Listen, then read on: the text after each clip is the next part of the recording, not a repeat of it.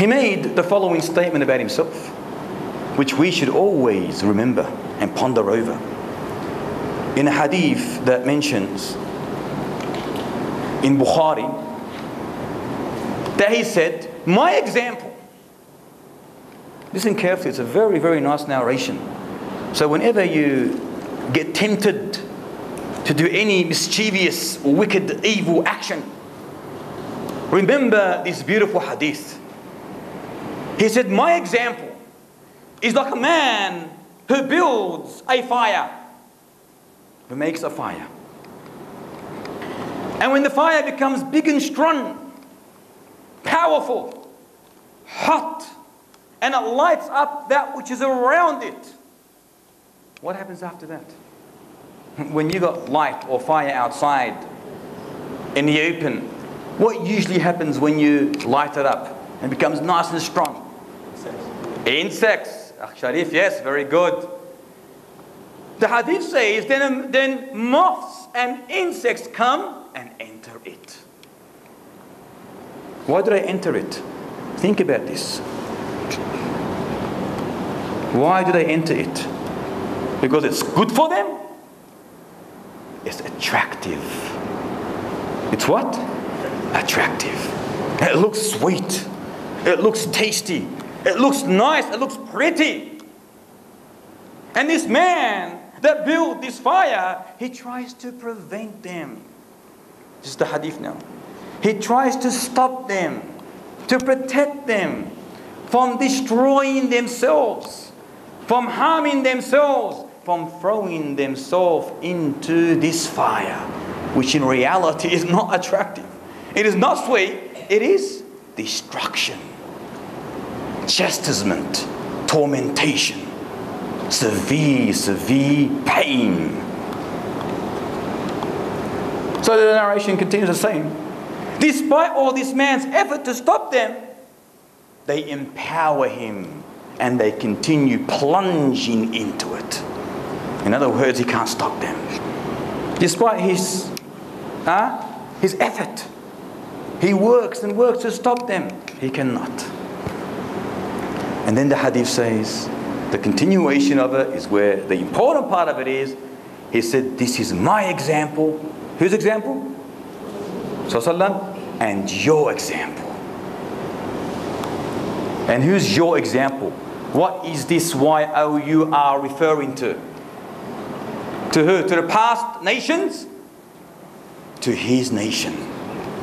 To the nation of Ummati Muhammad sallallahu alayhi wa sallam. And he says, I, like that man, work extremely hard to try to prevent you, protect you, save you, stop you from entering it. But despite all my efforts, you continue to plunge into it. Did you understand this? What's his effort, Nazvi? What is his effort from us trying to entering the fire? What was his effort?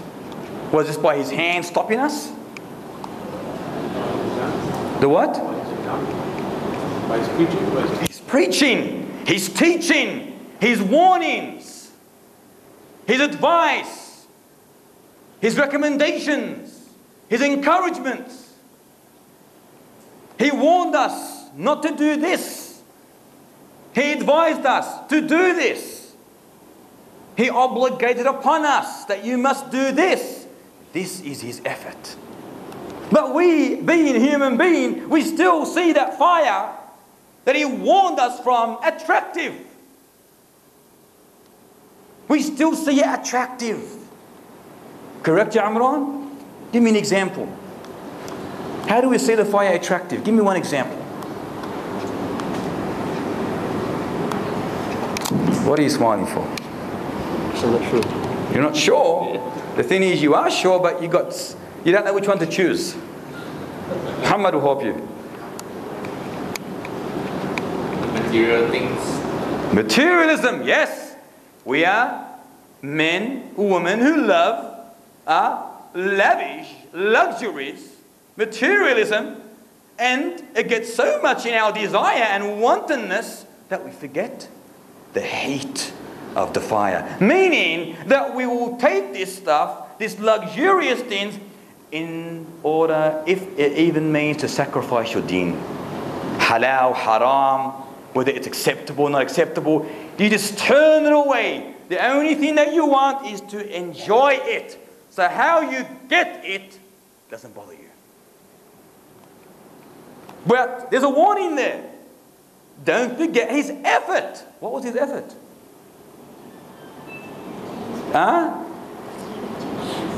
You can take it, but take it through lawful means.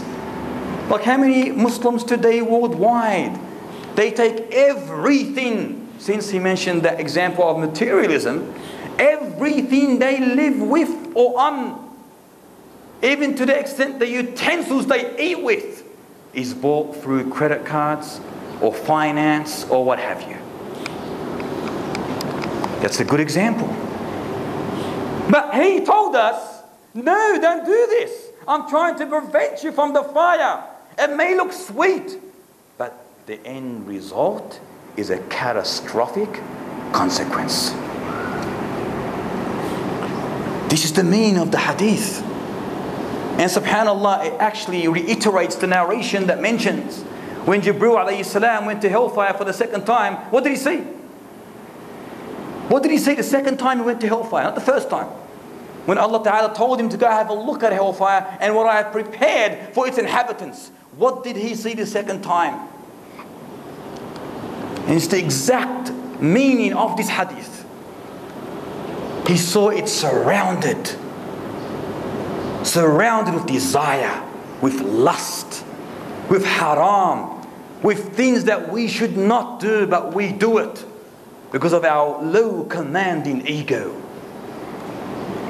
And he warned us and warned us. Despite my efforts, you continue to plunge into it.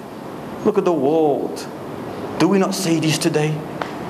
Do we not see this today? You know, all you got to do is just drive not to KL, forget KL, just straight here. And wallahi, you can count every haram and you will not be able to count it all.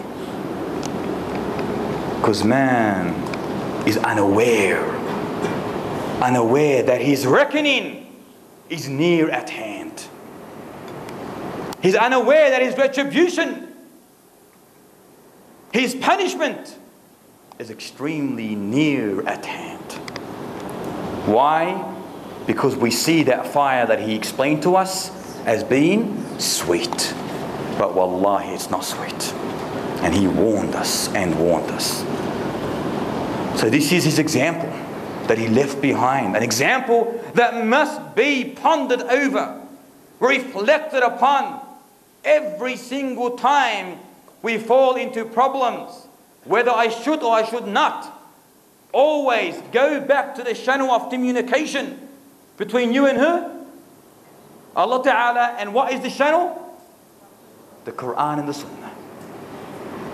Allah Ta'ala made sure that He left us with a channel full of information that we will never ever be deviated, misguided, unless we ourselves choose that path.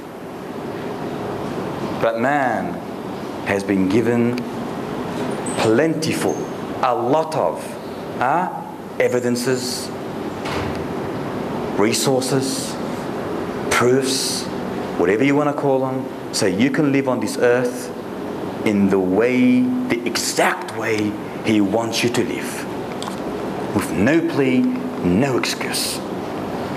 So we understand that He was the greatest and the last of them all.